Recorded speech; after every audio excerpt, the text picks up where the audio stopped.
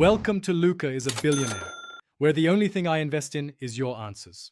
You start by powering the Zoom R20 and connecting it to your computer via USB-C.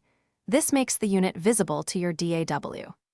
Once done, plug XLR mics into channels 1.8 and engage 48V only for condensers to avoid damage. Make sure to set preamp gain modestly.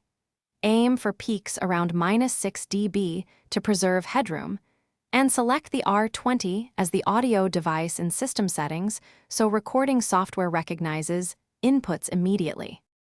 Next, you route inputs to tracks. Assign each mic to its own track on the R20 or within your DAW so you keep channels separate for editing. While tracking, use the headphone output and set the Q mix level for a direct monitoring blend. This prevents latency from distracting the performer. If you hear glitches, change the USB buffer to 64,256 samples or enable the R20's low-latency monitoring features, because that balances CPU load against responsiveness for clean recordings. Finally, you press record, run takes, and use markers to note good performances. This speeds editing later. Once finished, export each track as separate WAV files or bounce a stereo mix for quick sharing, and label files with date and session name.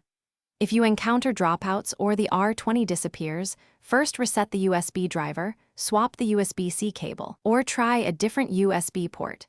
These steps resolve most connection problems quickly and keep your session workflow uninterrupted. Thanks for watching and please subscribe. It's the best investment you'll ever make.